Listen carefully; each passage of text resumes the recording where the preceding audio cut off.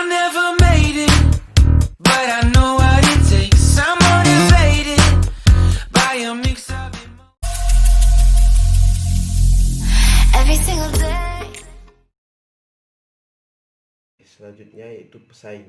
Tidak mengherankan bila Indonesia dianggap sebagai ladang bisnis yang cukup menjanjikan, terutama bagi 3 operator telekomunikasi, yaitu PT Telekomunikasi Indonesia Tbk atau TLKM, melalui anak usahanya PT Telekomunikasi Seluler atau Telkomsel, PT XL Axiata Tbk atau EXCL, dan PT Indosat Tbk atau ISAT.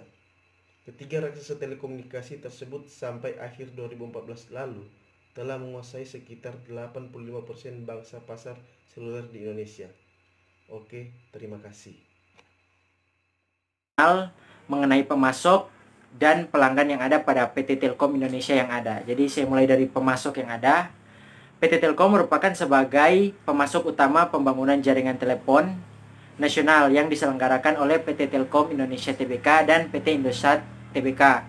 Jadi pada saat ini sudah jelas tertulis bahwa PT Telkom Indonesia mengenai pemasoknya itu adalah dia adalah pemasok utama dalam pembangunan jaringan telepon nasional yang diselenggarakan oleh PT Telkom Indonesia dan PT Indosat Tbk yang ada di Indonesia. Dan yang untuk pelanggannya yang ada, mengenai pelanggan dari PT Telkom terbagi dua. Telkom mengklaim sebagai perusahaan telekomunikasi terbesar di Indonesia. Pelanggan PT Telkom dapat digolongkan menjadi dua, yaitu yang pertama, pelanggan telepon tetap sebanyak 15 juta yang terdiri dari perusahaan, organisasi, dan elemen lainnya. Sedangkan yang kedua, pelanggan telepon seluler sebanyak 104 juta yang terdiri dari kalangan masyarakat dan kalangan individu.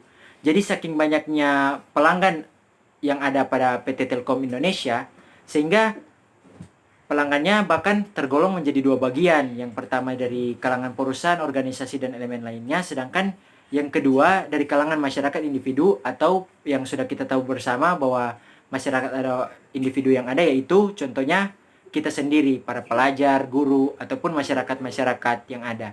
Terima kasih, dan untuk presentasi selanjutnya dipersilakan, atau ngana potong nanti dari sebelum terima kasih jangan potong. Saat ini saya akan mempresentasikan hasil dari analisis kami mengenai hasil eksternal PT Telkom Indonesia yang terdiri dari ekonomi dan teknologi. Kita masuk dalam teknologi. Kemajuan teknologi memang tak ada yang bisa menghentikannya. Begitu juga dengan makin majunya telekomunikasi, Telkom memiliki DNA. Sebagai perusahaan telekomunikasi itu memasang kabel dari tembaga dari rumah ke rumah.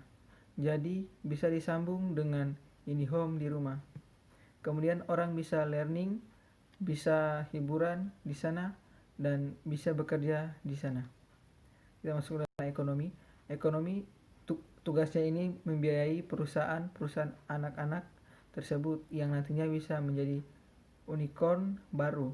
Kita juga memiliki struktur keuangan yang sangat kuat. Dari segi revenue itu cukup besar. Kami juga membayar dividen terbesar dan kami menggunakan teknologi yang sangat avansi di negeri ini. Sekian dan terima kasih. Siap. Woi, edit BB. Oke. Faktor eksternal, lingkungan demografi. Demografi merupakan salah satu faktor non-ekonomi yang merupakan menghambatnya pertumbuhan ekonomi sebagai faktor pendorong maupun sebagai faktor penghambat. Oleh karena itu, demografi merupakan komponen pusat dari konteks dan perubahan sosial. Sejak pemerintahan mengubah pola pengelolaan sektor telekomunikasi di Indonesia dari monopoli menjadi kompetisi melalui Undang-Undang Nomor 36 Tahun 1999 tentang telekomunikasi, industri telekomunikasi di Indonesia mengalami pertumbuhan yang sangat pesat. Untuk implikasi faktor eksternal lingkungan demografi, yaitu PT Telkom dalam hal ini diharuskan untuk tetap menjaga kualitas pelayanan yang ditawarkan, melihat penggunaan komunikasi yang berkembang pesat di Indonesia dan yang akan menjadi sebuah peluang yang besar. Faktor politik dalam negeri. Implikasi bisnis faktor politik dalam negeri yaitu mengikuti perkembangan dan mempersiapkan strategi sebagai bentuk pencegahan terhadap kemungkinan masalah black campaigns. PT Telkom bekerja sama dengan Kepolisian Indonesia berusaha untuk memberantas tindak kejahatan informasi ini agar tidak lagi ada penyebaran informasi yang dapat merugikan satu atau sekelompok orang termasuk PT Telkom Indonesia.